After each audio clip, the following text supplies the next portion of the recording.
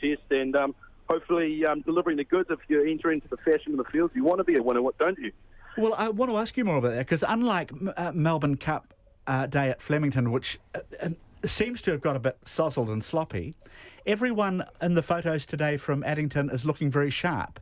And are they? It seems to be quite a well-turned-out event. Yeah, mate, it generates a lot of foot traffic, especially on a beautiful day like this. It's a great day in New Zealand racing, isn't it? Christchurch, I guess sometimes you get around 24,000 people at Addington, and everybody does turn out on their hordes. They do enjoy a frothy once in a while as well, but there's also free water being given out, so the punters are staying hydrated, and they're running an absolute clinic here, the staff at Addington.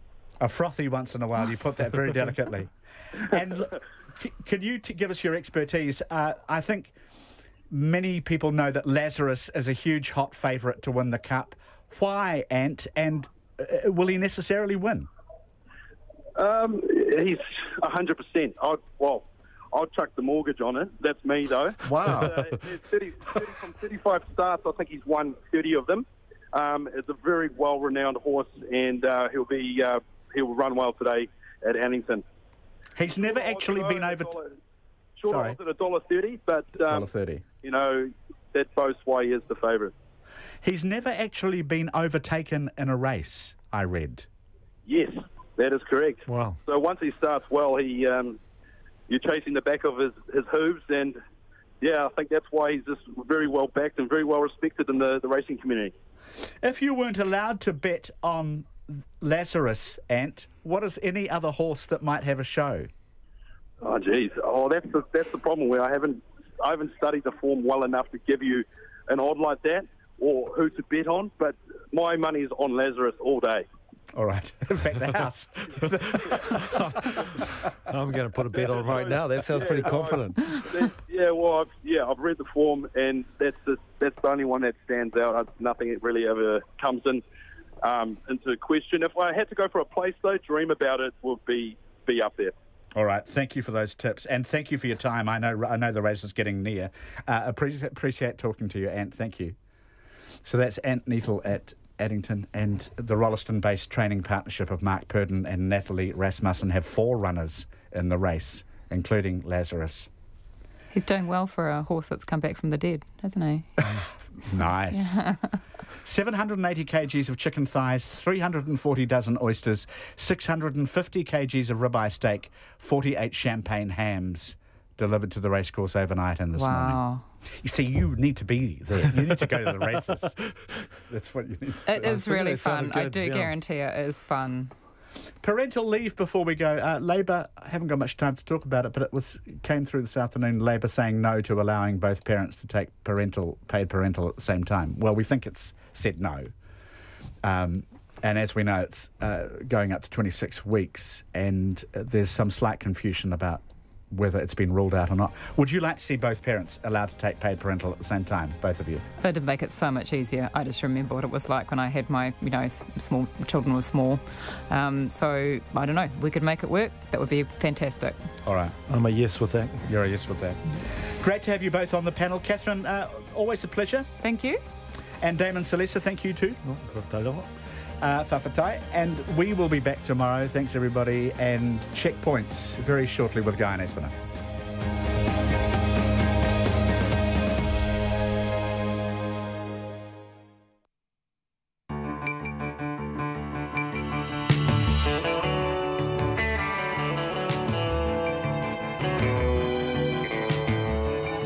Nau mai, haere mai, piki mai, kāki mai, kei te whakarongo mai koe ki te reo irarangi o Aotearoa. Kia ora, good evening.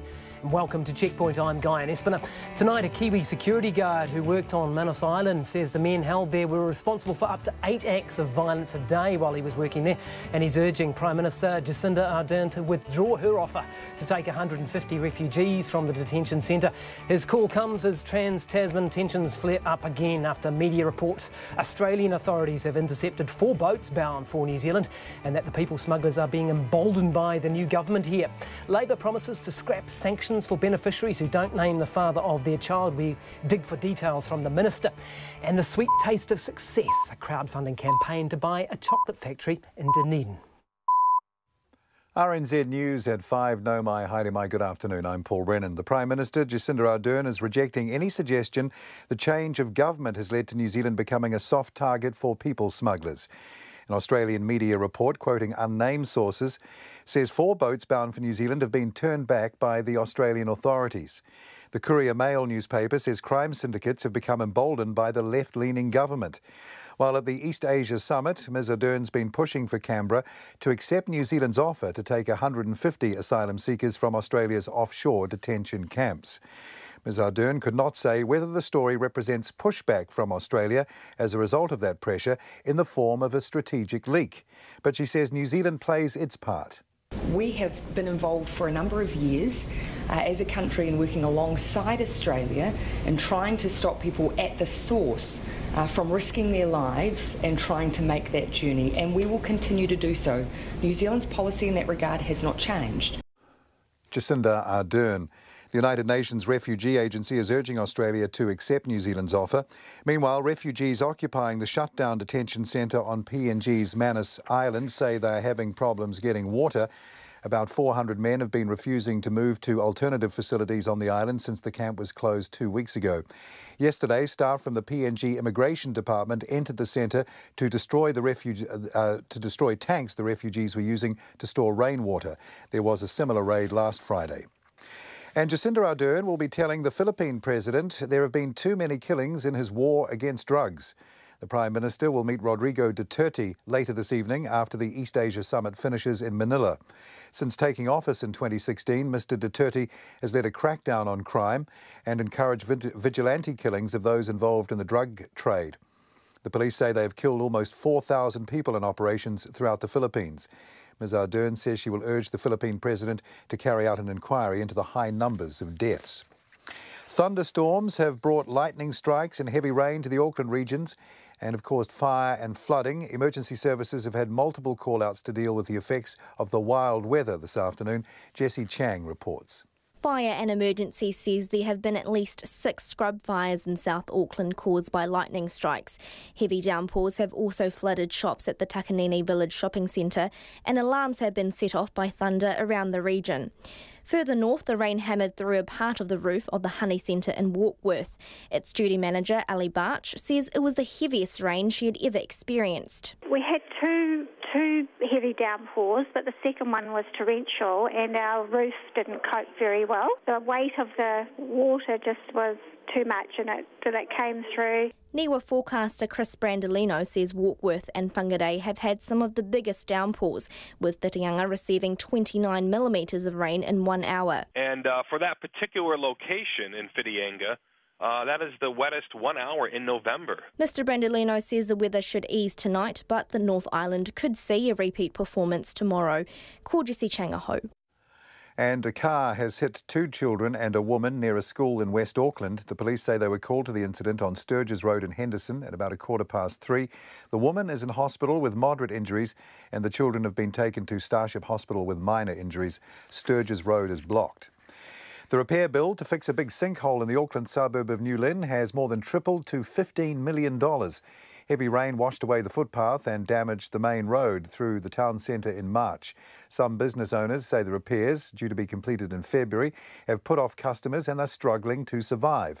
The head of Stormwater at the Auckland Council, Craig Mountjoy, says the repairs may take a little longer than that, following a decision to install 2 new culverts, as well as new footpaths, a cycle track and high-tech drains to improve water quality. He says the extra work has increased the cost, though some of it will be funded by Auckland Transport.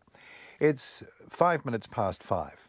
On to sport now. Tamairi Martin's return to the halves and hooker Danny Levi getting his first start are the 2 significant changes to the Kiwi side to take on Fiji in their Rugby League World Cup quarter-final in Wellington on Saturday. The Kiwis are coming off a loss to Tonga, and coach David Kidwell says his aim this week has been for the side to return to a traditional Kiwi style of footy. Smart and tough. I've said it all campaign. I thought we had the toughness and the effort against Tonga. We just missed our smarts. David Kidwell there. World men's tennis number 1 Rafael Nadal has withdrawn from the ATP World Tour Finals in London with a knee injury after his first up loss to David Goffin. Nadal has been suffering with the injury for a while. My season is finished. I had the commitment with the event, with the city, with myself. I tried hard, but I am really not ready to play. No, I really fight it a lot during the match, but knowing that probably was a big chance to be the last match of the season. Nadal has been replaced in the 8-man tournament by fellow Spaniard Pablo Carreño Busta. And Italy have failed to qualify for the Football World Cup for the first time in 60 years after being held to a 0-0 draw at home to Sweden, who booked a place in Russia with a 1-0 aggregate win. Meanwhile, Honduras have accused Australia of spying on their training sessions with a drone ahead of their World Cup decider in Sydney. That's tomorrow night. And that's the news. Tensions rise on Manus. Drained the water out of those tanks, filled in a couple of the wells they dug with dirt and rubbish and pulled down makeshift shelters. Strife in Myanmar. Systematic rape and abuse of women. We're talking about hundreds of deaths, thousands and thousands of people being affected. And the leader of the free world visits the Philippines. President Trump's core supporters didn't elect him to take a tough line with President Rodrigo Duterte. They wouldn't be able to pick him out of a lineup. Fresh lineup here. Kim Hill and John Campbell hosting Morning Report this week from 6. Then on 9 to noon, why we don't take collective action on social injustices, academic Danny Osborne on his research. And after 10, Australian economist Richard Dennis, who argues we can still have a thriving economy while buying less stuff. Join me, Catherine Ryan, on 9 to noon after Morning Report on RNZ National. We're funded through New Zealand On Air. Here's the short forecast now, taking us through to midnight tomorrow, Wednesday, from our Met service, Northland to Waitomo, also Coromandel Peninsula, Taupo and Taumaranui. A few showers, mainly in the afternoons and evenings, some heavy with thunderstorms and hail possible. Taranaki, Taihape and Bay of Plenty, mostly fine. A few afternoon and evening showers, mainly about the ranges. Some could be heavy. Gisborne and Hawke's Bay, cloudy periods, a few showers, clearing Hawke's Bay this afternoon and Gisborne tomorrow morning. Fine for Whanganui to Wellington, also Waited Upper. Westland, Buller and Nelson, fine breaks, isolated showers, some possibly heavy about Nelson Lakes district in the afternoons. Marlborough all the way to Otago, mainly fine. However, cloudy areas morning and evening. Isolated showers about the ranges of Marlborough and Canterbury in the afternoons. Southland and Fiordland, mainly fine. Cloudy periods about Stewart Island and southern Fiordland. At the Chathams, mostly cloudy. Drizzle is possible morning and night. It is nearly 8 minutes past 5. Thanks very much, Paul, and good evening all. I'm Guy and Espina in this week for John Campbell. And coming up, Labor promises to scrap the sanctions for beneficiaries, but does it have the detail? A Chinese marketing campaign is launched to help foreign buyers get a foot on the property ladder before they are shut out. And a former Manus Island security guard warns the Prime Minister not to take 150 refugees. But we begin tonight in Australia, where media reports claim that authorities have intercepted 4 boats bound for New Zealand and run by people smugglers who they claim are being emboldened by the change of government here. The Prime Minister, Jacinda Ardern, denies New Zealand has become a soft target, saying this country is actively helping to combat the problem. In Australia, the Courier Mail, that's the newspaper out of Brisbane, are reporting that crime syndicates have attempted to send boats carrying 164 asylum seekers to this country, taking advantage of what they are calling the new left-leaning government. The story states it's not known when the boats were intercepted. Here's our political editor, Jane Patterson. While at the East Asia Summit, Ms Ardern has been wanting another opportunity to meet with the Australian Prime Minister Malcolm Turnbull to up the pressure on him to accept New Zealand's offer to take 150 of the refugees on Manus Island or Nauru. She was asked whether the Courier Mail story is pushback from the Australian government in the form of a strategic leak. I can't answer that. Are you a soft touch? We have been involved for a number of years as a country in working alongside Australia and trying to stop people at the source from risking their lives and trying to make that journey, and we will continue to do so. New Zealand's policy in that regard has not changed, nor has the message that the full force of the law will come down on anyone who tries to take advantage of vulnerable people by risking their lives by having them board boats to Australia or New Zealand. After meeting with Ms Ardern in Sydney at the start of the month, Mr Turnbull told reporters it's Australia's tough immigration policy that protects New Zealand against people smugglers. The boats have stopped. There has not been a successful people smuggling operation directed at Australia for well over 1,000 days. There are no children in detention. That's been a great achievement. Many of those people smugglers were trying to get people to New Zealand. New Zealand obviously benefits from the strong border protection policies that we have. A statement once again put to Ms Ardern. What I would add is that we're there too. I wouldn't want to leave the impression that New Zealand isn't playing a role as well. We are. Nationals leader Bill English says Ms Ardern's attempts to pressure Australia over Manus Island may backfire as New Zealand relies on its cooperation. We need a constructive relationship with Australia to help manage any potential for boat people to head to New Zealand. The way the Prime Minister's making a show of trying to put pressure on them isn't going to help that relationship, I wouldn't have thought. The Courier Mail's story says it's understood that chatter has resumed among people smugglers who have pointed to the standoff between Australia and New Zealand over the treatment of asylum seekers. Ms Ardern says this is not a new problem. I've been given no indication that chatter ever stopped. We know that this is an ongoing issue. It has been an issue for a number of years. Of course, as I say, both countries have engaged in working together to try and stop what has been a problem for a number of years. Ms Ardern will meet with the infamous Philippine President Rodrigo Duterte later this evening, where she'll express New Zealand's view his war against drugs is killing too many people and urge him to carry out an inquiry into the high numbers of fatalities. She has spoken to Malcolm Turnbull in passing at APEC and at the East Asia Summit, but is still trying to arrange an opportunity to once again press the case for Australia to take up New Zealand's offer. That's also being backed by the United Nations Refugee Agency, which is urging Australia to reconsider its rejection of the offer so far, in light of the worsening conditions for the hundreds of people still at the Manus Island detention centre. From Parliament for Checkpoint, Jane Patterson. Well, don't do it, is the message from a security guard who worked on Manus Island and is now warning the Prime Minister Jacinda Ardern not to take 150 refugees from the detention centre. The New Zealand-born guard says many of the men are violent and that he witnessed and compiled records of up to 8 violent incidents a day while he was working there. Checkpoint has agreed not to reveal his identity. We refer to him as Ian in this interview, as he hopes to work again in the security industry in Australia. We have verified through his work identity cards that he did work at detention centres both on Manus Island and Nauru for more than 3 years. Now, Ian claims that there were frequent physical and sexual assaults against staff and against locals, and that he himself was punched in the head.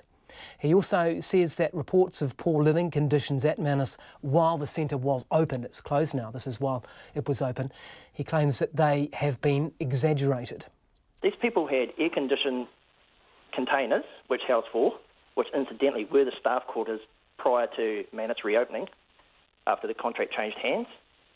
They had apologies from key stakeholders saying, we're sorry we didn't have the latest iTunes loaded on your computers for you so you can download the latest music. Other things like we have found a better sand quality for your volleyball court.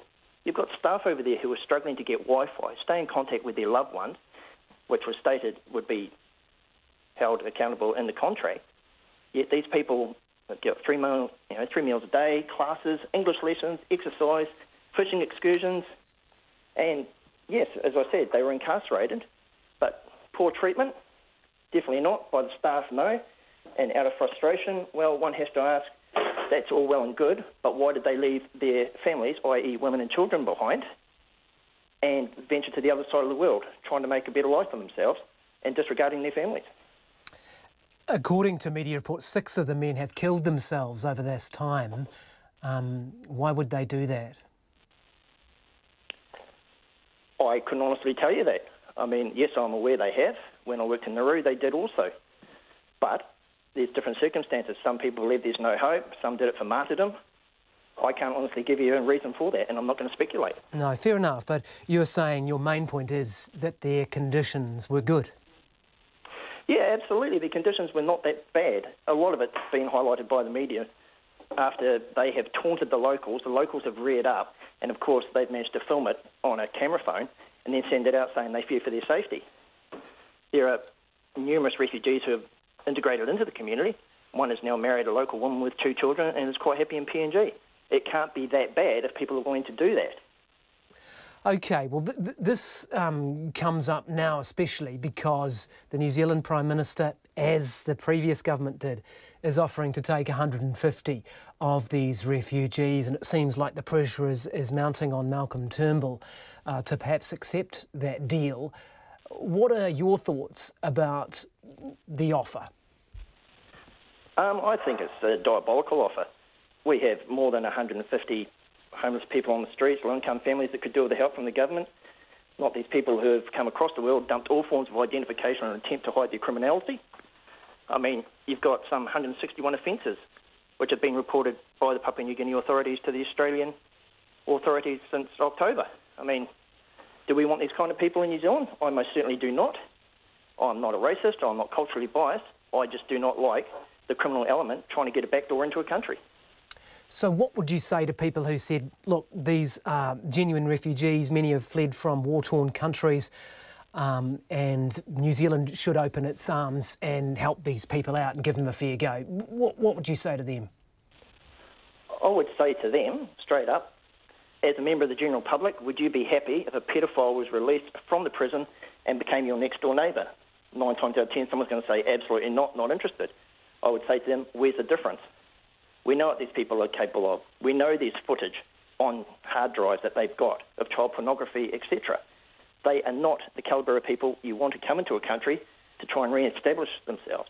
Are you saying that this kind of behaviour represents a small fraction, half, most of these people? I mean, I'm just trying to get to the bottom of how many people you believe are like this on the island, or whether it's just a few troublemakers you're talking about. Oh, it's substantially more than a few troublemakers. I wouldn't say a vast majority because I can't comment on that because I haven't personally seen what they've got, but the material I have seen, and I don't know what the vetting process would be for these 150 people that our esteemed leader wants to bring into the country, but I would severely guard against it. Do you think there are 150 of these people who would make a good go of it in New Zealand and be good citizens?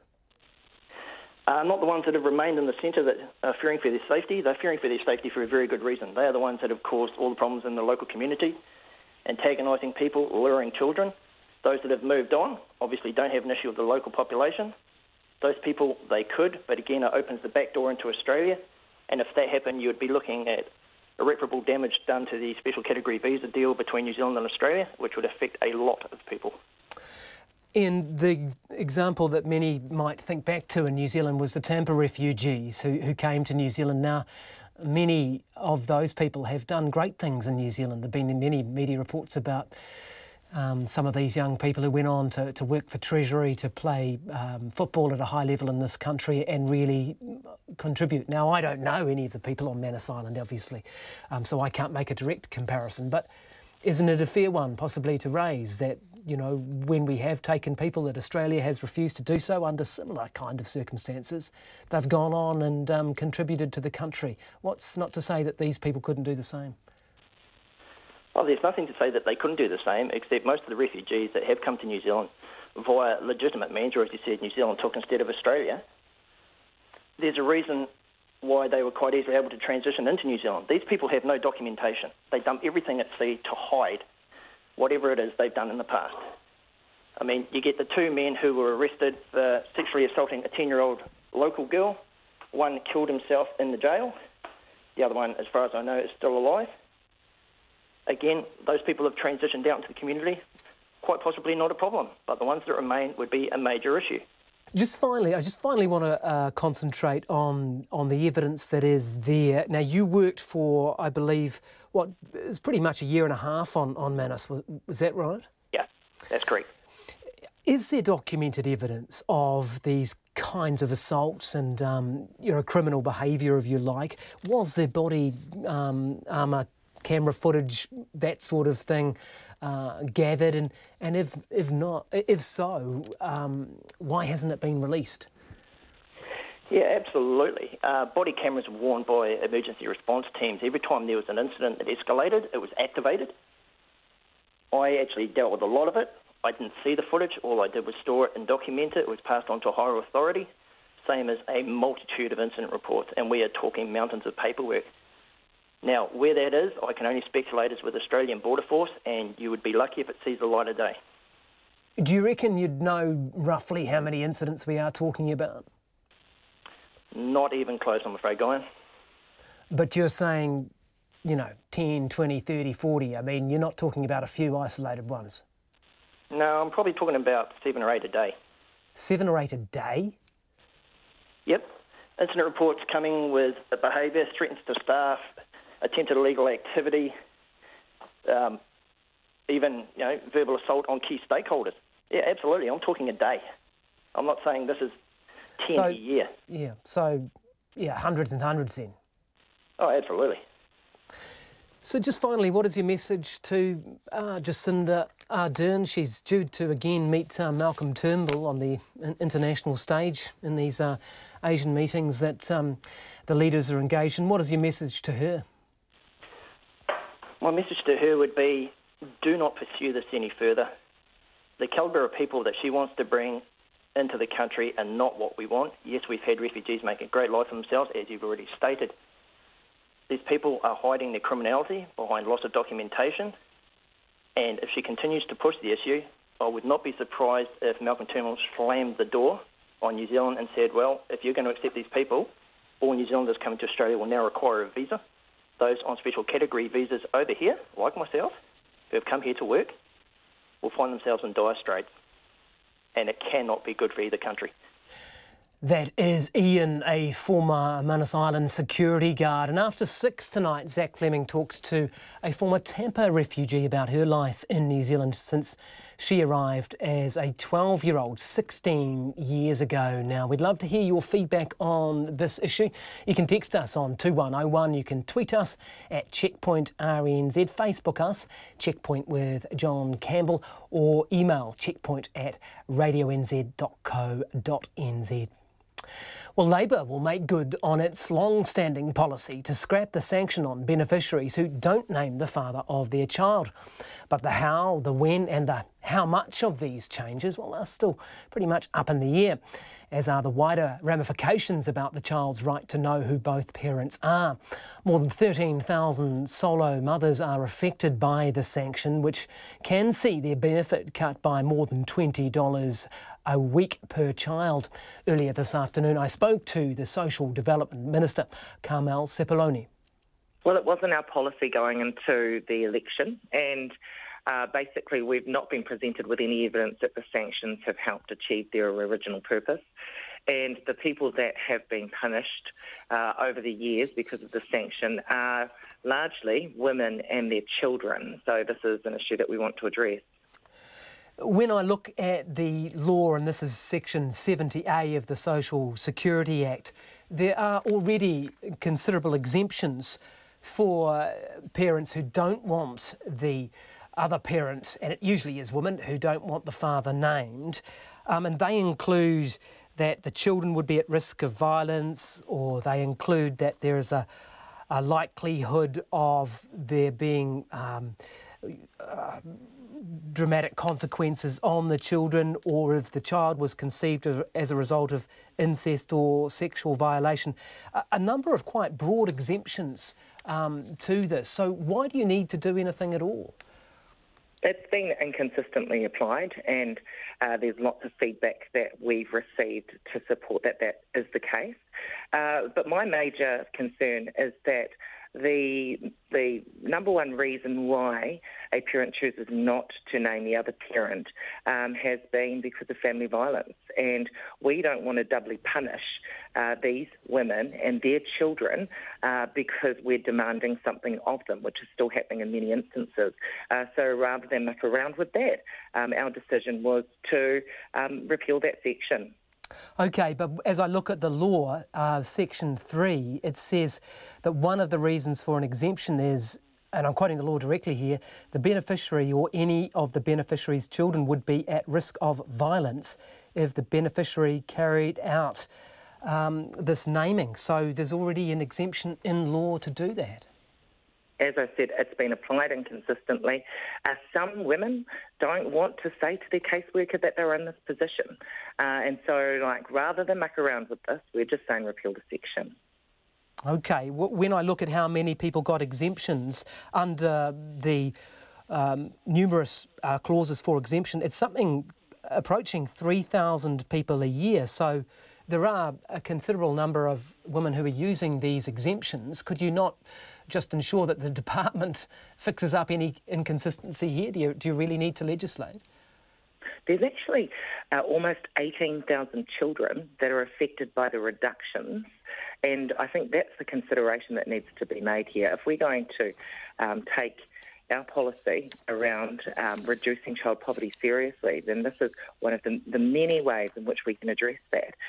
Nearly 18,000 children affected by these reductions. That's really concerning to me, and that's why I've got the Ministry doing some work on this issue at the moment. OK, have you estimated how much it would cost to change this policy? This is one of those things. I mean, we've only been in for about 2 weeks in this role. So one of the many areas that I'm seeking advice from the Ministry of Social Development officials on. So it's not something I can change overnight, but it is something that we're looking to do down the track. OK. When I look at Auckland Action Against Poverty, they've done a bit of work on this. They've estimated that these women are losing on average about $1,500 a year. We know from official figures that 13,000 women are being targeted by this. So if you add those together, you get about $20 million. Does that sound about right? Have you taken any soundings on that? At this stage, I want to get exact official advice from the Ministry. I really respect the work that AAAP and other organisations have been doing, the work that they have been doing in this area, but I need to get exact official advice from my Ministry. OK. Would the father's name still have to be on the birth certificate under this change, do you know? There's lots of advice that I'm still getting, Guy, on. So at this stage, it's a policy that we're committed to.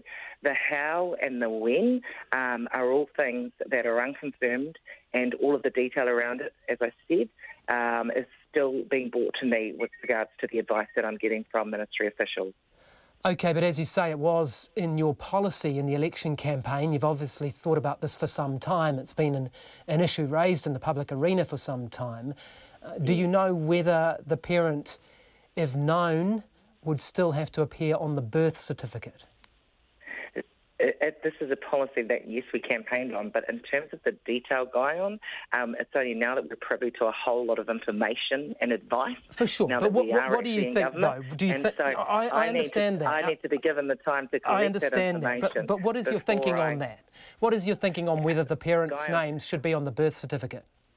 When I come out with the detail around this policy, I want to be precise, and so I'm not going to give ad hoc bits of information in terms of what my opinion might be or whatever else. Well, I'm waiting to get the official advice from the Ministry so that we can come out with a full kind of description of how this might apply. OK, but have you thought about that, whether the parents' names should be on the birth certificate? Thinking about a lot to do with this policy going on, but I'm not going to confirm any of the detail at this stage. Because presumably there are some rights of the child to know who their parents are, right? Dion, I'm not going to confirm any of the details around that at this stage. Well, do you think that children have a right to know who their parents are? You're taking me down a completely different track. The policy is around repealing Section 70A of the Social Security Act, and so I'm not going to go down the track on that issue. OK, but there are other ramifications of doing this, really, aren't there? So that's why I'm seeking advice by the Ministry officials. OK, so what is the time frame, Minister, on when you're hoping to have this achieved? No time frame set at this stage, because obviously our priority at this point in time is our 100-day plan. So I can't set a time frame for this.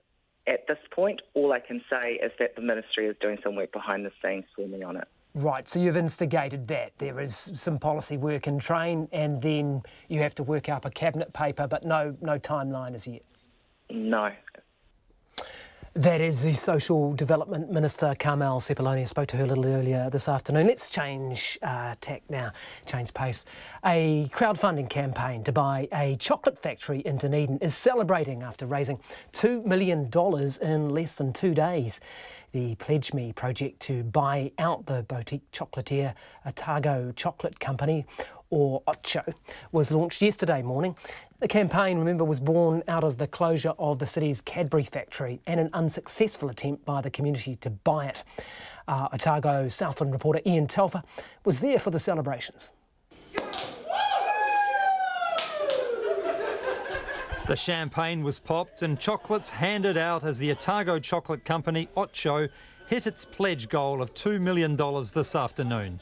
Ocho's founder, Liz Rowe, says people have been coming into her factory cafe all day with money, asking to invest, including one very keen couple who drove 2.5 hours from Invercargill. They tried to do it online and they said we couldn't quite manage it, so we've driven from Invercargill to buy some shares. So all I could do was show them on my phone how it worked and say, please go back to your computer, because I can't do it for them. Please go back to your computer. OK, we'll have a coffee and we'll drive back to Invercargill and see if we can do it. Ms Rowe says the idea's caught the public's imagination. This is a real groundswell of people, just ordinary people who really like the idea of keeping manufacturing bases here in the, not just in Dunedin, but the regions as well, and keeping things New Zealand owned and New Zealand made. More than 3,500 investors put in between $100 and $20,000, the average being about $600. One of those backers, Rona Daish, popped in today to celebrate too. She says it's the sort of fairy tale manufacturing story it was easy to sign up to. I didn't consider the risk at all, and I think a lot of people wouldn't consider the risk. They simply wanted to support local initiative. Hitting the legal limit for a crowd-funded project in just 30 hours makes it one of the most successful projects of its kind yet, up there with the Awaroa Beach campaign and a brewer, Parrot Dog. The crowdfunding platform Pledge Me's a winner in this too, taking a cut of $130,000 for its services. The new chocolate company's already planning to move down to G-Shed on Steamer Basin on the waterfront. This week declared the site of a radical new design. There have been sceptics who said the company would never fly, but the man behind it, Jim O'Malley, says they're thinking too small. If you look at the early European settlement of Dunedin, it was dominated by people who thought big. And I think we've gone through a series of sort of recessive thinking where we don't think strongly about ourselves and don't believe in ourselves. And maybe what I would say to those people is, if you believe in yourself and you've got a good plan, it will probably work, so why don't you go out and do it? The directors say they'll place an order for new machines from Italy as soon as the money comes through and hope to start expanded production in the middle of next year. In Dunedin for Checkpoint, Ian Telfer.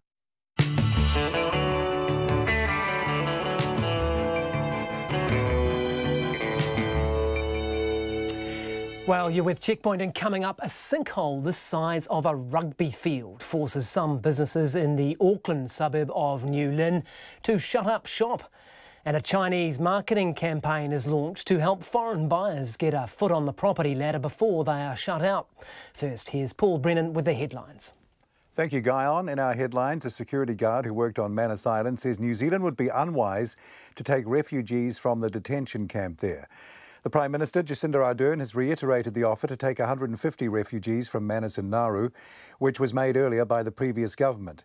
The New Zealand-born guard, whom RNZ has agreed not to name, told Checkpoint many men at Manus are violent. He says they got better treatment at the centre than was often portrayed, and he has no time for the New Zealand proposal to settle them here. The National Party says more fathers could end up dodging their child support obligations if the government removes benefit sanctions against women who don't name the father of their child. The Social Development Minister, Campbell, says the government will repeal the law that means women who won't identify the father have their benefit cut by just over $20 a week. Lightning strikes have caused at least 6 scrub fires in South Auckland. Fire and Emergency says heavy downpours have also flooded shops at the Takanini Village shopping centre. Further north, the rain hammered through a part of the roof of the Honey Centre in Warkworth. Niwa says Warkworth and Whangarei have had some of the biggest downpours, with Whitianga receiving 29 millimetres of rain in 1 hour. The repair bill to fix a big sinkhole in the Auckland suburb of Newland has more than tripled to $15 million. Heavy rain washed away the footpath and damaged the main road through the town centre in March. A real estate company helping foreign buyers enter the New Zealand market says there will likely be a rush of activity before a new ban comes into place. The government wants to stop foreign speculators buying existing houses from early next year. And the police say they're still expecting to find a diver missing off Wellington's coast since last night alive. The 24-year-old man from New Plymouth was diving just south of Makara alone when he disappeared. Those are the headlines. Our next news and sport update will be at 6. Thanks very much, Paul. The National Party is accusing Labour of being dogmatic in its refusal to allow both parents of a child the option to take paid parental leave at the same time. The Labour-led government is currently pushing through a bill under urgency in Parliament to extend paid parental leave from 18 weeks to 22 weeks in July next year, then up to 26 weeks in 2020. Here's our political reporter, Craig McCulloch. Labour was looking forward to a smooth victory on paid parental leave, the family-friendly government parading babies in Parliament in media interviews, until the debate suddenly went off script. Nationals putting up an amendment in Parliament tonight suggesting both parents be allowed to take leave at the same time. It doesn't extend the overall cost, doesn't extend the total time, and it doesn't compel parents to take up that option if that's not what works for them. What we're saying is, why wouldn't you give them that option? Forget the fact National blocked Labour's attempts to extend paid parental leave twice while in power. Now it supports it.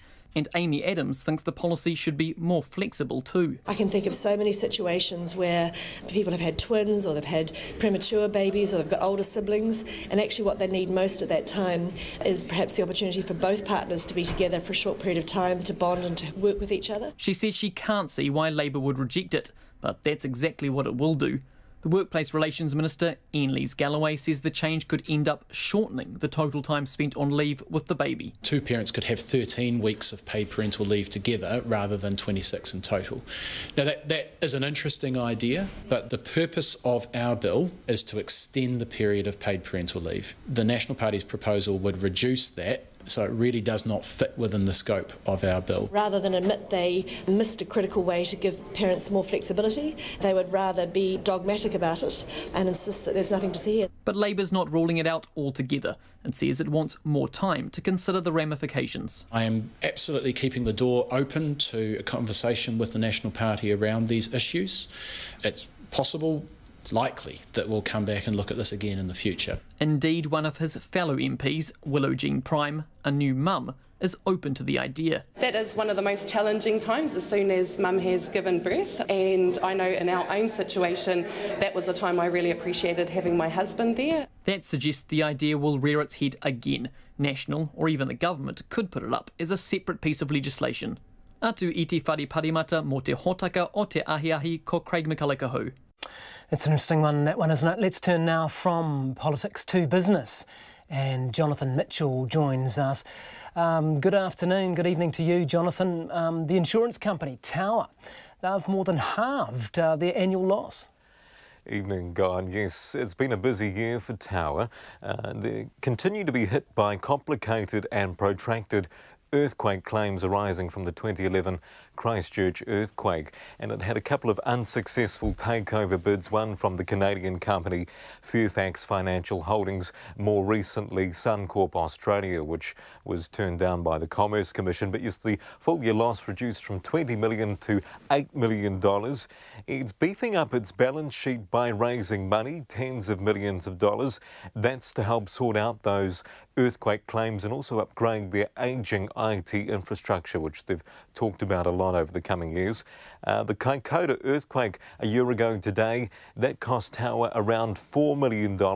At the moment, Tower's suspended their dividends, looking to resume those next year. They do have a bit more of an upbeat outlook on 2018 though. OK, and to another kind of tower. This is Wellington's tallest building. It's got a new owner. This is the Majestic Centre in the heart of the CBD. It's owned by Kiwi Property, but it's been sold to a South African investment firm. Kiwi Property will continue to manage it, though. The purchase price is $123 million, which is up on a higher proposed sale to rival NPT earlier this year. Now, the building is up to earthquake code. It was strengthened, spent about $53.5 million on that. Kiwi Property says it's happy with the deal and puts a vote of confidence in the Wellington property market. So this is quite a big deal for Kiwi Property, but they'll still manage it. All right, and the markets, how are they looking? A bit more of a busier day today, up 32 points to 8,008. A Kiwi dollar 68.7 US cents, 90 Australian. Gone. Thanks very much, Jonathan Mitchell there. Well, 8 months on after heavy rain created a massive sinkhole in the Auckland suburb of Newland, some small businesses affected by the ongoing repairs say that they're really struggling to survive. 2 new culverts are being installed, as well as new footpaths, a park and a high-tech drain system to improve the water quality there. But some shop owners say the construction is putting off the customers, while others say they can't wait and have no choice but to shut up shop. Here's Anusha Bradley. Just off the intersection between Great North Road and Titirangi, in the heart of Newland, is a massive hole the size of a football field. On the main route to Lynn Mall, it's normally a very busy area, but it's been a giant construction site since March. And while several businesses never reopened after the flooding, those that did say they've been badly hit by the ongoing roadworks. Part of Navinesh Singh's dairy, the Kaikoura Superette, was flooded. He says his sales are now down 75%. Firstly, there's no foot traffic, so we don't get people coming in. Secondly, you'll notice just probably 10 metres down the road, there's a sign that says the footpath closed. So people are specifically avoiding this side of the footpath where my shop is and walking on the other side and pretty much just going past. Mr Singh says he's had no communication from the council and he's given up hope of getting any compensation. My only source of information is the people who are actually working on the roads. They pop in to buy stuff and they let me know what's going on, and they said probably by December they should be open. Next door, an artist at Western Tattoo, Jeff Thomas, says it's been a very slow winter as people are put off visiting Newland. It's been very quiet. We're used to having at least 3 or 4 different groups of people coming in a day just checking out the shop. But during winter, with all the construction going on, we were lucky to get 3 or 4 people a week. And like his neighbour, he's had no word from the council about when things might return to normal. The chair of the Faux Local Board, Tracy Mulholland, says she's personally been in touch with every affected business. They're just upset, and I can understand that, and they're really nice guys. So, yeah, I've had a number of conversations, but I'll go and see them again next week just to, give them another verbal update, because they're good people. They're really good people. A few doors up from Western Tattoo is Nappies for Less, but not for long. It's closing its doors at the end of next week. A worker says the flooding, the roadworks, and now a rent increase are the final straws. Further along, Auckland Lock Services suffered knee-deep flooding in March and only reopened its doors for the first time yesterday. Its manager, Deb Clark, says it's been hard being out of business for so long, but she's hopeful the roadworks won't affect them too badly. You want to come to us because you need keys cut or you need a specific lock or what have you. So we're pretty much a destination store. Hopefully people will work around that, and there is parking behind the building, but most definitely it will affect us in some way. Deb Clark says the council's communication about the repairs has been excellent. The project manager in charge of them, Craig Mountjoy, says Auckland Council's been in regular contact with about 1,000 people about its progress. He says the road should be fixed by the end of February, but the original $3.7 million price tag has now more than tripled to $15 million. The project is not just for the rehabilitation of the culvert and the addition of a new, much larger culvert over it. It also brings into the same project some area enhancements, which include a new public park over the high-capacity culvert, which will provide a nice view into the Rewa stream. We're also enhancing cycling and walking connections through the district. And also we're installing infrastructure to enhance the water quality from the road runoff. Once the repairs are complete, Auckland Council says there is a very low risk of flooding happening in the same area again. For Checkpoint, Anusha Bradley. Coming up to 5:45 now on Checkpoint, a large online Chinese real estate website is launching a marketing campaign to help foreign buyers get a foot on the property ladder before they're pushed off it. The government wants to stop foreign speculators buying existing houses from early next year, but the planned ban could lead to Chinese investors fast-tracking their plans. Here's Tom Furley. With more than 2 million Chinese-speaking users, Juwai acts as a bridge between sellers and foreign buyers. The site's head of Australia and New Zealand, Jane Liu, says the impending policy change will lead to an increase in interest in the next month or so. For the buyers who has been researching on the market previously, there's no time restriction. They might well enough wanted to look around until they find the perfect home, as we all do. But with this policy change, it does encourage them to act sooner, just in case they might not be able to purchase in the future. Next month, the company will promote a New Zealand web page for agents and property developers who want to raise their profile and advertise properties in China before the change. Lyndon Fairburn, the director of New Zealand Property Solutions, which helps overseas buyers enter the market, says he hasn't seen any pickup in interest or sales yet, but expects there will be. Coming up through till Christmas time to be a definite rush, and through into January before Chinese New Year. And probably about that time is when the new bill will come in, and that's when it will inquiries and sales will probably just peter off a little then. Andrew King from the Property Investors Federation says even if there is a rush of foreign buyers, the impact will likely be marginal. Because foreign buyers don't make up a large percentage, they don't really have that much of an influence. Even if they, 50% of them go away, it's not going to have that much of an effect on the market overall. It's basically New Zealanders buying and selling that has the big effect. In announcing the policy, the Prime Minister Jacinda Ardern said the government wanted to stop foreign speculators buying houses and driving up prices. While the market has flattened out after a raft of restrictions on investors in the last year, Ashley Church from the Property Institute doesn't anticipate much more movement under the new policy. We were having this conversation 2 years ago when the market was at its height. Then there might have been an argument in favour of saying that there would be some impact on prices to the extent that foreign investors were in the market, but they've pretty much disappeared, as have all buyers right now. So the market's quite flat. So I wouldn't expect it to have much of an impact at all. So I think that the imposition of this ban by Labor was more symbolic than economic. With new builds exempt from the new ban, Jane Liu says interest in the New Zealand market from China will remain strong. We do believe, of course, with the potential new policy change, it will generally mean to push the overseas Chinese buyers all into the new development sector because they simply just cannot purchase existing home anymore. Lyndon Fairburn says there will likely be a rush of marketing campaigns as companies try to reach the foreign investor market before it's restricted. You're going to find a lot more of it, and they just see there's an opportunity to get in and buy New Zealand property before they close doors on existing property and land. So there's going to be a lot more of that coming up. The government expects legislation to be introduced before Christmas to take effect early next year. For Checkpoint, Tom Furley. Let's go to Kaikoura now, where a community picnic is underway to mark the first anniversary of the 7.8 Kaikoura earthquake. Our reporter Maya Burry and our videographer Claire Easton-Fallery are there. And I think we've got Maya there now. Yes, we do. Good evening to you, Maya. Hi, Guy, and how's it going? Good, thanks. What's happening there? Well, I'm at Churchill Park in Kaikoura, right by the main road through the town. And you might be able to see, if you're watching behind me, several hundred people here have gathered today to commemorate this one-year anniversary with a community barbecue and some live music.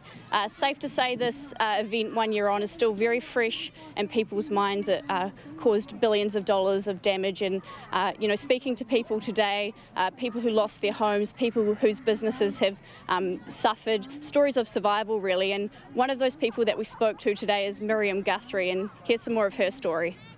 So this is I'm moving out of at the moment, so it's pretty empty now. I had all the big stuff taken out yesterday.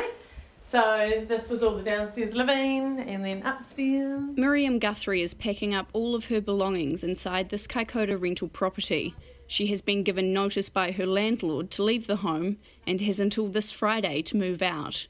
1 year on from the earthquake that devastated the seaside town, many surviving homes have been rented out to construction workers who are fixing the badly quake-damaged State Highway 1.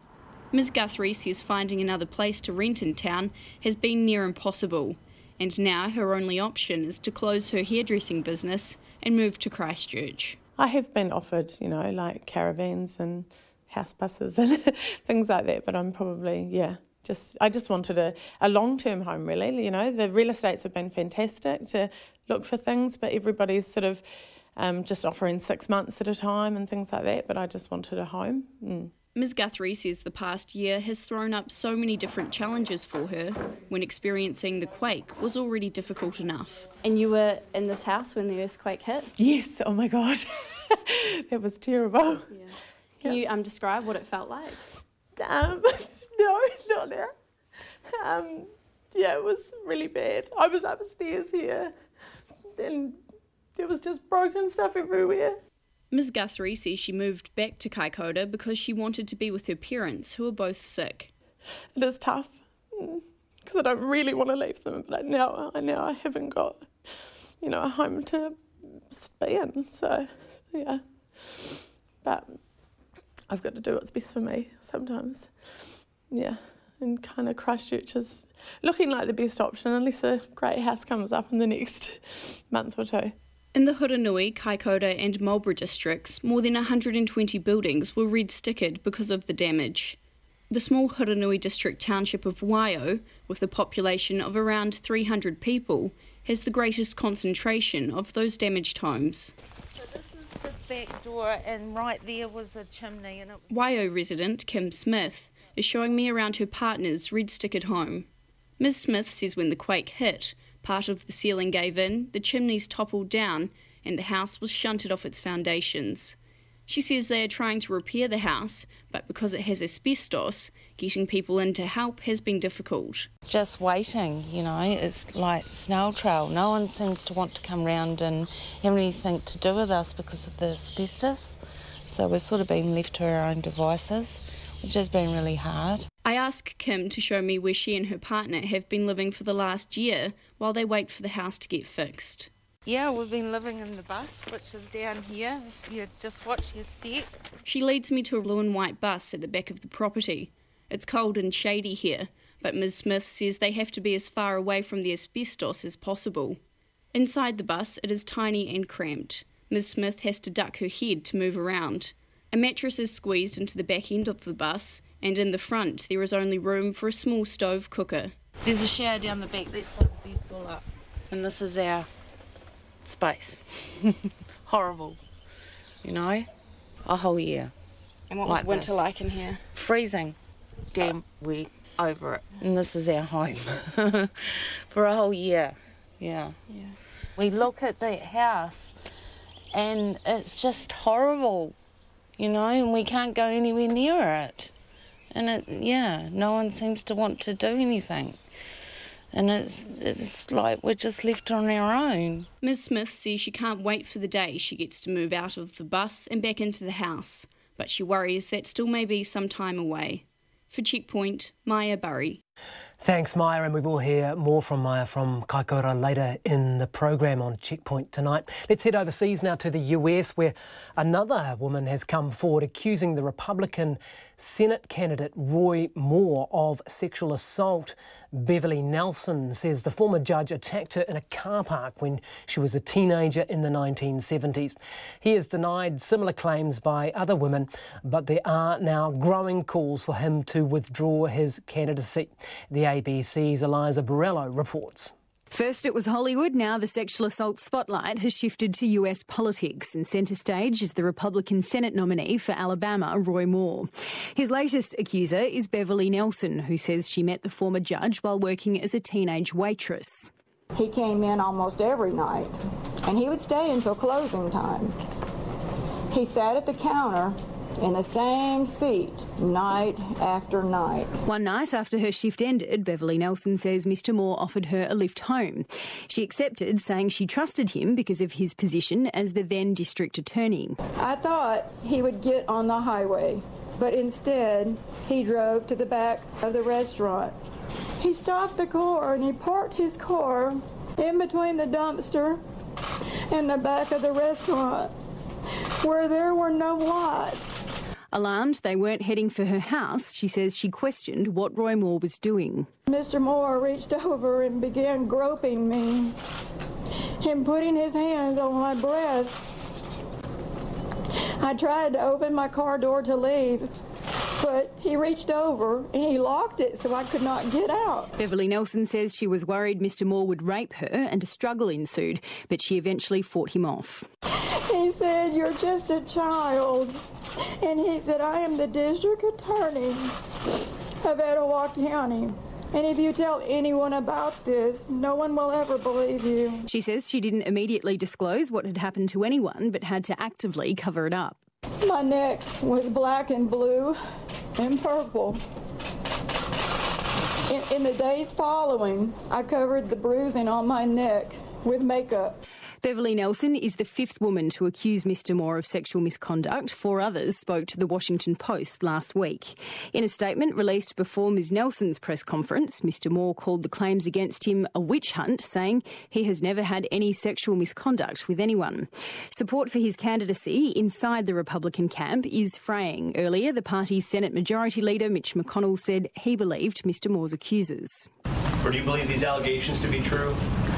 I believe the women, yes. Ms Nelson wants Roy Moore to testify in front of the Senate Judiciary Committee. The special election to fill the Alabama Senate vacancy is due on December the 12th. And that's Eliza Borrello reporting there for the ABC. The New Zealand Breakers owners, Paul and Liz Blackwell, are selling their controlling stake in the Australian basketball franchise to help the organisation grow commercially. The Blackwells have been the friendly faces of the Breakers since 2005, but believe the time now is right for the club to take a new direction. Here's Clay Wilson. Beckway for the win!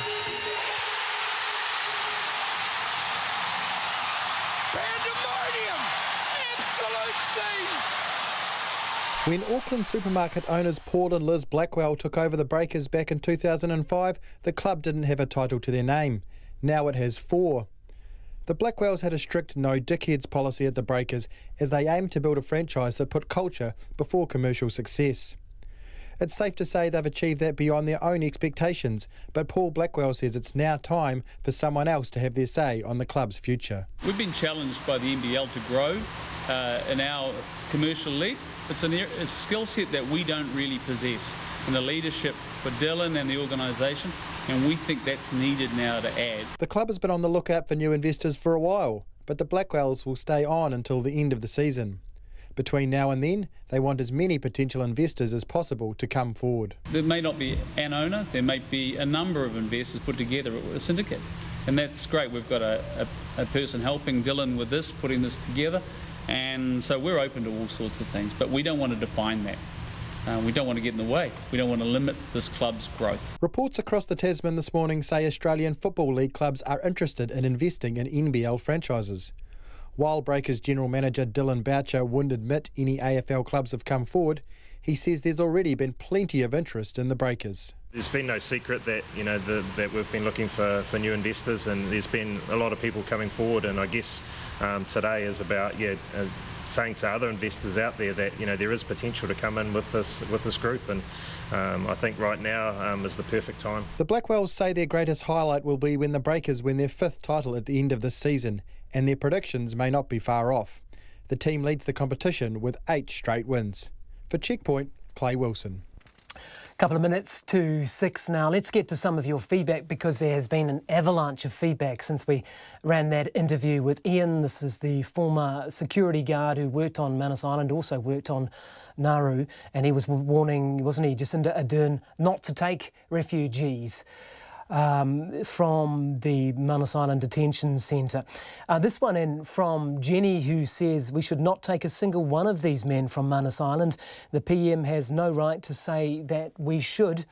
Another listener says, regarding the Manus Island situation, I support the security guard's point of view based on his experience. New Zealand's mental health services are at breaking point as it is. As is our criminal justice system. Resettle the families, the listener says, not single men. Mike has also been on touch on this issue, saying there may be some bad eggs among the Manus Island refugees. It would be naive to think otherwise, but there would be many who would be worthy citizens. Let's be compassionate, Mike says, in this very miserable situation for them. Another listener's got in touch saying your low-level security security guard gave himself away as a cynical right-winger, describing Jacinda Ardern as our esteemed leader. Get some comment from a rational person, or don't bother. And this one in from Michael in Auckland saying, I'm extremely uncomfortable about New Zealand's ability to thoroughly vet 150 refugees from Manus Island. Why is the Prime Minister choosing Manus Island refugees rather than others from elsewhere? We should point out that this offer of 150 refugees is for both the Manus Island Detention Centre and also for Nauru. So that's a combined deal. 6 o'clock now. RNZ News at 6. Good evening, I'm Paul Brennan. The Prime Minister Jacinda Ardern is rejecting any suggestion the change of government has led to New Zealand becoming a soft target for people smugglers.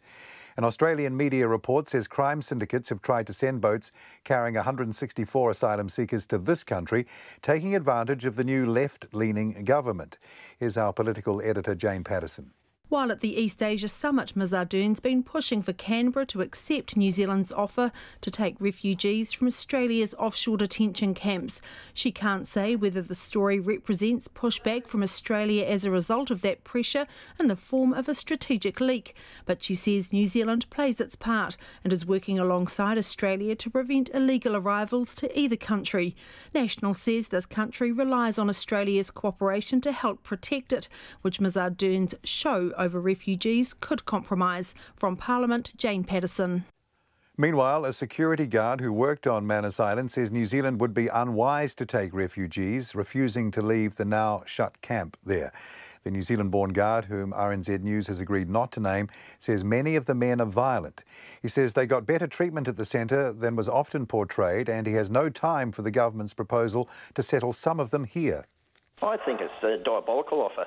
We have more than 150 homeless people on the streets that could do with the help from the government, not these people who have come across the world, dumped all forms of identification in an attempt to hide their criminality. You've got some 161 offences. Do we want these kind of people in New Zealand? I most certainly do not like the criminal element trying to get a backdoor into a country. The guard says the detainees are not the sort of people New Zealand should take. The government is doubling down on its refusal to adopt a national proposal making paid parental leave more flexible, but is leaving the door open to consider it in the future. Labor is currently pushing through a bill under urgency to extend leave from 18 weeks to 22 in July next year, then up to 26 in 2020.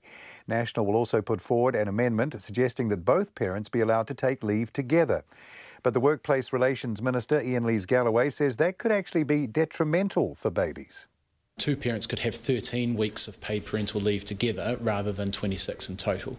Now that is an interesting idea, but the purpose of our bill is to extend the period of paid parental leave. The National Party's proposal would reduce that. Ian Lees-Galloway says he's likely to revisit the idea once again or once all ramifications have been completely explored. Thousands of Iranians are spending a second night without shelter in near freezing conditions after Monday's devastating earthquake. More than 400 people were killed and about 7,000 injured when the 7.3 magnitude quake hit a mountainous border region between Iran and Iraq. The Iranian government has declared a national day of mourning and says rescue efforts have all but ended in the affected areas. The BBC's James Robbins reports. The worst-hit town seems to be Sapole-Zahab. It's home to some 85,000 people. Large numbers of buildings have been destroyed or very badly damaged. A woman and her baby were pulled alive from rubble in the town, but scores of bodies have also been found. Local hospitals are struggling, some damaged and without power. The Iranian authorities say the most seriously injured are being transferred to the capital, Tehran, for specialist treatment. James Robbins reporting there. The police are still looking for a diver who disappeared off Wellington's coast nearly 24 hours ago. The 24-year-old man from New Plymouth, who was diving alone off Kaikoura, was reported missing at 7:15 last night. Inspector Neil Banks says maritime police have found a blue spear gun, a yellow diver's float bag and a catch bag, all thought to belong to the diver. His car was found at Kaikoura Beach yesterday. Mr. Banks is asking anyone who saw the man yesterday, who is described as tall and athletic with medium-length blonde hair, to get in touch. Organisers of a crowdfunding campaign to buy a chocolate factory in Dunedin are celebrating after reaching their goal of $2 million. The Pledge Me project to buy out and rapidly expand the boutique chocolatier Otago Chocolate Company, trading as Ocho, was completed mid this afternoon after more than 3,500 people backed it. The campaign was born out of the closure of the city's Cadbury factory and an unsuccessful attempt by the community to buy it. Ocho's founder, Liz Rose, says the idea has caught the public's imagination. This is a real groundswell of people, just ordinary people who really like the idea of keeping manufacturing bases here in the, not just in Dunedin, but the regions as well, and keeping things New Zealand owned and New Zealand made. Liz Rose says they hope to open an expanded operation mid-next year in Dunedin's Steamer Basin. The mayor of Taupo is waiting for a kidney transplant. David Trevavas says he found out a year ago he had kidney disease and has been able to manage it, but doctors now say a transplant is necessary. His wife Anna is to be the donor. Mr. Trevavas says he hopes the operation can go ahead early next year. It's 6:05. On to sport now. The new All Black captain Luke Whitelock says there are a number of players who can share the leadership in tomorrow morning's game against a French selection in Lyon. Whitelock, who has played only one test, says the likes of halfback Tawera Kurbalo and first five Lima Sopaanga have the experience to run the ship. Whitelock says all the players are ready for the opportunity. I know everyone's just keen and ready to get out there and they just want to express themselves, and that's why they're here. They're all great players and they get an opportunity tomorrow. I think set piece is massive, obviously coming over here, scrum, line out, just their ability to play off the ball, hold the ball for long phases. I'm sure tomorrow won't be any different. Luke Whitelock there. The owners of the New Zealand Breakers aren't putting specific parameters on who they sell their majority stake in the basketball franchise to. Owners Liz and Paul Blackwell have already been on the lookout for new investors. The Blackwells will stay on until the end of the current Australian League campaign. But Paul Blackwell says they want as many potential investors as possible to come forward between now and then. There may not be an owner, there may be a number of investors put together, a syndicate. And that's great. We've got a person helping Dylan with this, putting this together. And so we're open to all sorts of things, but we don't want to define that. We don't want to get in the way. We don't want to limit this club's growth. Breakers owner Paul Blackwell. That's the news. Tonight on Nights, Kristen Harmon on the 110 convicts New Zealand sent to Australia. We have a window on the world of Japan's surviving kamikaze pilots. Obviously, they didn't complete their mission. Then there's our pundit, the military historian Damien Fenton, looking back on the First World War and the Allied situation at the end of 1917. In a word, desperate. On Nights with me, Brian Crump, from after the news at 7 on RNZ National. Now the short forecast from our Met Service. This takes us through to midnight tomorrow Wednesday. For Northland to Waitomo, also Coromandel Peninsula, Taupo and Taumarunui, a few showers. Mainly about now into the evening, some heavy with thunderstorms and hail is possible. Taranaki, Taihape and Bay of Plenty, mostly fine, but a few showers again around now, mainly around the ranges. Some could be heavy. Gisborne and Hawke's Bay, cloudy periods and a few showers, clearing in Hawke's Bay about now and in Gisborne tomorrow morning. Fine for Whanganui through to Wellington, including Waitarapa, Westland, Buller and Nelson. Fine breaks, isolated showers, possibly heavy about Nelson Lakes District in the afternoons. Marlborough to Otago, mainly fine, however cloudy areas morning and evening, isolated showers about the ranges of Marlborough and Canterbury in the afternoons. Southland and Fiordland, mainly fine but cloudy periods about Stewart Island and southern Fiordland. At the Chatham Islands, mostly cloudy, drizzle is possible morning and night. It's exactly 6:08. Thanks, Paul. You're with Checkpoint. I'm Guy and Espiner. This weekend for John Campbell. Well, the Prime Minister, Jacinda Ardern, said she wants to put a stop to refugees trying to flee to New Zealand via boat, saying that they, quote, must be stopped. Well, this comes after Australia's Courier Mail newspaper in Brisbane reported that crime syndicates have attempted to send boats carrying 164 asylum seekers to this country, taking advantage of what they are calling the new left-leaning government. Well, Jacinda Ardern has so far refused to bypass Australia after her offer for New Zealand to take 150 refugees was declined again by Australian Prime Minister Malcolm Turnbull. The Manus situation has some similarities to the 2001 Tampa affair, when 438 boat refugees were denied entry to Australia and their ship after their ship broke down. New Zealand took in 131 of these refugees eventually, and the rest were sent to a detention centre in Nauru. Zara Sawari was one of those 131. She was just 12 years old when her family fled Afghanistan to escape the Taliban. 16 years later, Zara has married fellow Tampa refugee Ali, and the couple has a 2-year-old son. She works as a practice nurse. Ali is an engineer, and the couple owns a house in Auckland. Zara told Zach Fleming that she hopes the Prime Minister Jacinda Ardern takes some of the Manus refugees. And a note, if you are watching the story, Zara has asked for her face not to be shown. She begins by telling Zach about her boat trip from Indonesia. We knew that they were accepting refugees, so it had a good reputation for, accepting refugees. So that was mainly why.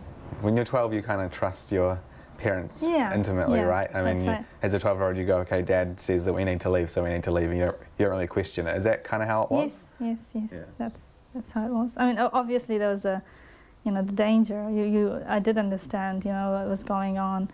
We were living in a town where it was, it wasn't at that time of the war. We were quite safe, but you would hear things around you.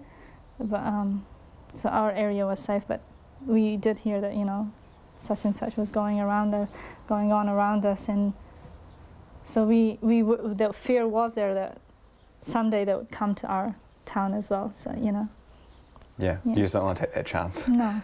So when you got on the boat from Indonesia to try and get to Australia, what was that journey like? Can you talk me through it? And that boat? Yeah. On that boat, it was. I remember one night we got on the boat, and they allowed the families to go first, and saying that not the dads, so just the women and the children, they were allowed to go first. But at that time, the fear was that for me as a child was that, I don't want to leave my dad behind. So I remember crying a lot that we should all go together. So and at that time I was thinking maybe Dad's leaving us behind and he's sending us off.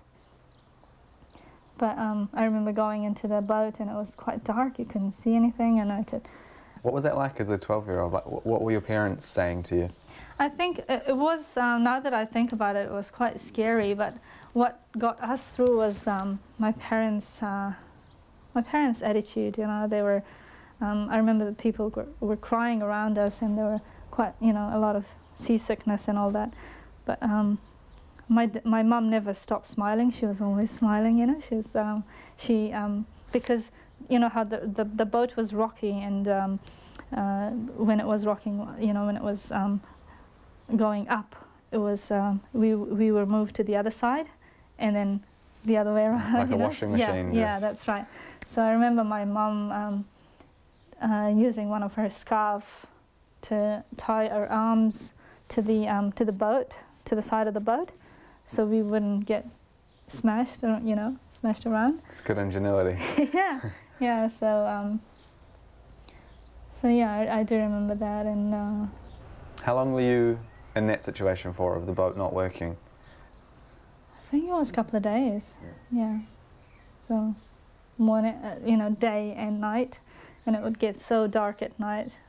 It was just black. We were right next to the window. Well, no glass window, just frames, just a hole.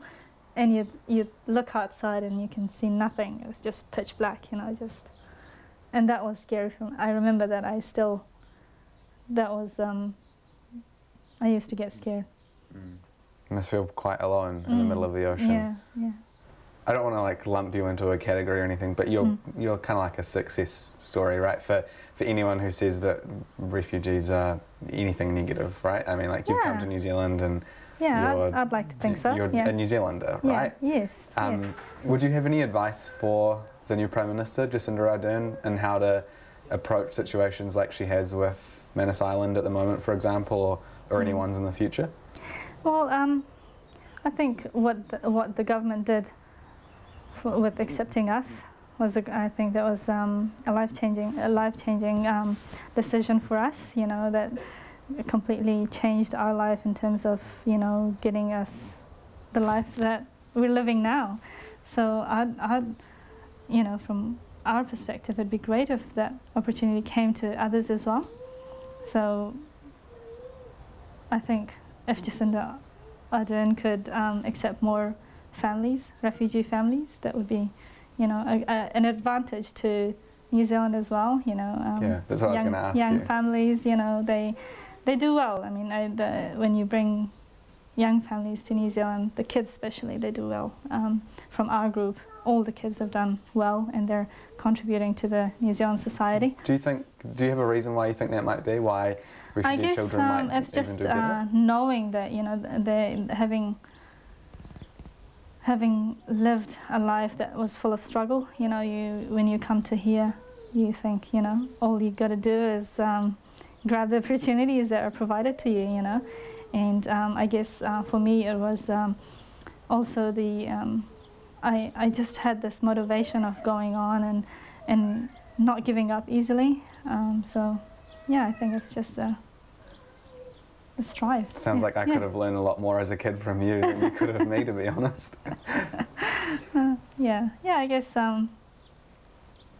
Yeah, it's just not. I remember there were times that were, you know, during studies it was so hard that sometimes I was thinking to myself, it would have been so much easier if I was born here and knew English from scratch, you know, from the beginning. But at the same time, I think that I might have been a different person if I was actually born here and lived from the beginning. Yeah. What do you think your life would be like now if you hadn't have been accepted? If you had, you know, tried to leave Afghanistan on that boat and tried to get into Australia, but they had turned you away. Do you ever think about that? Yeah, actually, I don't want to, like, it's not something I would like to think about, but yes, I think that if we were ejected and if we ended up in Nauru or even back to Afghanistan, I think life would have been so much different. I probably wouldn't have gotten any education. I would have probably married someone I didn't even know and lived as a housewife sort of thing. So yeah, I'm so grateful that I'm here. Extraordinary story, isn't it? Zara Sawari talking to Zach Fleming there. Let's go back to Kaikoura now. Ian Walker is a mechanic by trade, but he's also the chief officer of the Kaikoura Volunteer Fire Brigade. At 2 minutes past midnight a year ago, November 14 last year, he was tossed out of bed as this huge earthquake, 7.8 magnitude earthquake, struck. He talked to Maya Burry and our videographer, Claire Easton-Fallery, about how one of the biggest days of his life unfolded. The first full day was all on because we didn't really know what we were going into. Because I mean, it was just absolutely huge what had happened, and because I mean, not having any communications, phones or power, water, sewerage, I mean, the whole town was in disarray. Ian Walker isn't one to exaggerate. When he says the day of the quake was mayhem, he means it.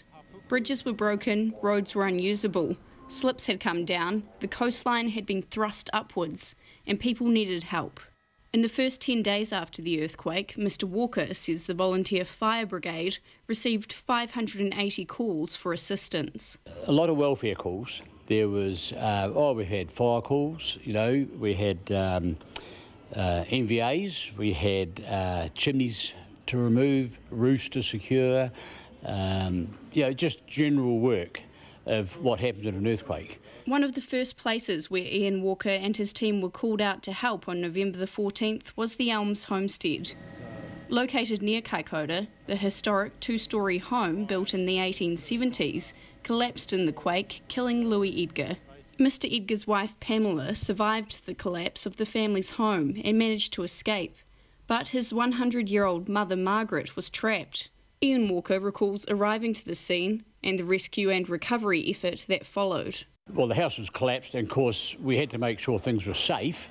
We got a digger, and we actually dug our way into the place, and removing debris as we went, because we didn't want it to collapse on our guys too. So you know, we had to be extremely careful and just do it as we're trained. You pulled someone out alive, didn't you? From Yes. She came out. We got the lady out. She was alive, and unfortunately it was her son that was killed. Ian Walker says he is proud of how his team responded to the natural disaster and how the community has pulled together since. He says he won't forget that day on November the 14th, 2016. Oh, no. You wouldn't forget it because, I mean, you're involved with it. You saw so much disaster, so many distressed people. It was, you know, there was families just, you know, in shock. And, I mean, there's still some people that can't get over it, you know, and which is quite understandable. Everyone's different. So it's life. Some amazing stories coming out on the anniversary of the Kaikoura quake. That was Ian Walker, the chief of the Kaikoura Fire Brigade. Well, Ngapuhi is the country's largest iwi and also the poorest, and its treaty claim, which could go quite some way to helping address many of these issues, of course remains unsettled. The last government gave up trying to settle it earlier this year after trying for many years. It walked away from the table. But today, the new government has announced it's going to dive back into the northern whirlpool. Our Māori Issues correspondent Mihinarangi Forbes reports. It's arguably our oldest treaty grievance. Ngapuhi's claim dates back to around the signing of the Treaty of Waitangi. After the British settler government sacked the capital at Okiato, or Old Russell as it was known, and relocated to Auckland, it left some Ngapuhi hapu landless and without income. The government's model for treaty redress favours one large natural group. But it's a structure that hasn't worked for Ngapuhi, given it's made up of more than 100 plus hapu or smaller groups. And that's something Treaty Negotiations Minister Andrew Little now has to grapple with. Well, the Tribunal's recommendation into the mandate did not say we should abandon the mandate or the Crown should decline to recognise it. It said some work needs to be done to shore it up, if you like, to be more sensitive to hapu rangatiratanga. It's a bold move. The former government tried for years to settle Ngapuhi's claim with a single group, but it was an entity that lacked majority support. In the end, the government pulled out, with former Treaty Minister Chris Finlayson saying not even Pope Francis could have sorted it. But Andrew Little is willing to give it a go. He's well aware Ngapuhi is made up of two opposing groups, Tūhoronoko and Te Kotahitanga. I'm meeting with, well, what is Ngapuhi? I'm meeting with Tūhoronoko and Kotahitanga representatives on Friday. I'm then having a public meeting that any affiliate to Ngapuhi is welcome to attend. One group, Te Kotahitanga, represents many of those previously ignored. Spokesperson Pita Tipene is delighted with the offer. Above all things, it's a unified and coordinated approach by all of Ngapuhi so that we're moving as one, we're moving as a tribe. Mr Tipene fell out with the last government, saying the Prime Minister had betrayed him. I think the previous government made a whole lot of mistakes, with the last one being the Prime Minister pulling the rug from under his own Minister Finlayson's feet. Mr Tipene led the work to create a new framework for settling the grievances. It was a model called Maranga Mai, which would have seen a settlement split 6 ways, representing the 6 major Ngapuhi groups. The hapu are now gearing up to populate Maranga Mai as a process, to leave Tūhoronoko behind, and in fact leave Te Kotahitanga behind now, because Te Kotahitanga's done its job, and everybody's looking forward to moving on with Maranga Mai and settling with the Crown. Mr Little will have many keen advisers among the coalition government, with 8 MPs, some of them ministers, having Ngapuhi connections. And this includes Deputy Prime Minister Winston Peters and the Minister of Forestry and Regional Economic Development, Shane Jones. I don't want to build anyone's expectations too high, but of course we're both from the north, and if we can play a role, we'd love to. Tūhoronuku's spokesperson, Honi Sadler, couldn't be reached for comment, but he too is due to meet with Minister Andrew Little on Friday. The hui of Rangatira will be held on Saturday. Mo te hōtaka o te ahiahi nei ko mihi ngā rangi Forbes, ahau. 24 minutes past 6 on Checkpoint. Members of the ward community in South Marlborough packed out St Peter's Chapel in the township for a special service to remember events of a year ago. The small, close-knit community was badly affected by the quake that tore through homes and hillsides and then raised its coastline by up to 6 metres. Our Nelson Marlborough reporter Tracy Neal was at the service and filed this report.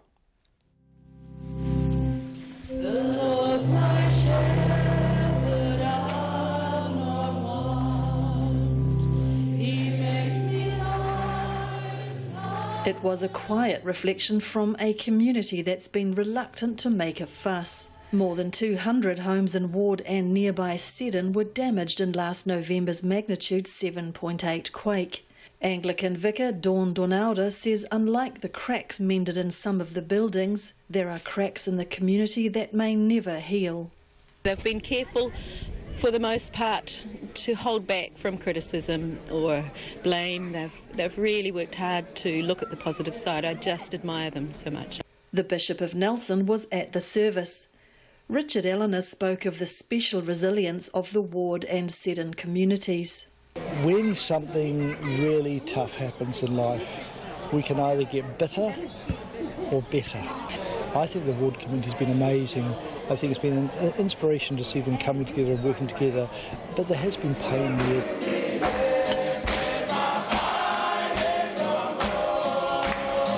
About 50 seasonal workers from Vanuatu packed the small chapel's nave for the service on Sunday. Afterwards they sang in the community hall while Ward residents danced with them. Robert Waller heads one of the crews employed under the recognised seasonal employers scheme to pick Marlborough's grapes. Vanuatu also sits in the ring of fire, but Robert says that night a year ago was like no other. During the night when the earthquake shock, everyone went outside and we had to lie down on the grass flat. Some of us lay down on the grass with the backs and some of us with the belly. It is scary. Most of us haven't experienced the power of that earthquake.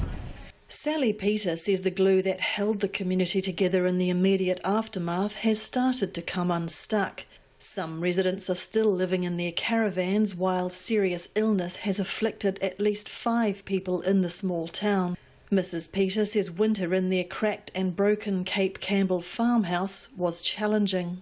I think as time's gone on, it's got a little bit fragmented as frustrations crept in with houses not being fixed up or the insurances haven't come through. A lot of people are still waiting, including ourselves.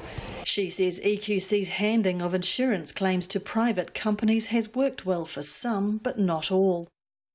The speed of response appears linked to different insurance companies. For Dawn Donalda, the service was a bittersweet moment. It was announced she will be leaving the rural parish. People who serve, or people who, like doctors and nurses, they go and go and go, and then maybe quite a distance from the trauma, they actually need downtime. So it's my turn to need downtime. That's the reality. She will be moving to Vanuatu to teach English, but change is also happening within the church. Bishop Eleanor says the damage to buildings and communities means they're having to rationalise services. We've tried over the years to maintain stipend repaid ministry in every small community.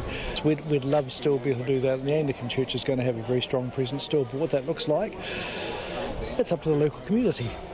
Sally Peter is helping to drive development of a heritage centre as a new hub for the township. She believes it has a future. Yeah, I think we've got this really good community, and I think it's going to pull us all through. In Ward for Checkpoint, Tracy Neal. And some of your feedback to finish this evening. We've had a lot of feedback in on refugees this evening. Firstly, This from Maureen in Auckland, who says, thanks so much for sharing Zara's story. This, of course, the Tampa refugee who spoke to Zach. We played that a little earlier. Maureen says, we need to humanise the refugee issue. So thank you so much for playing that story.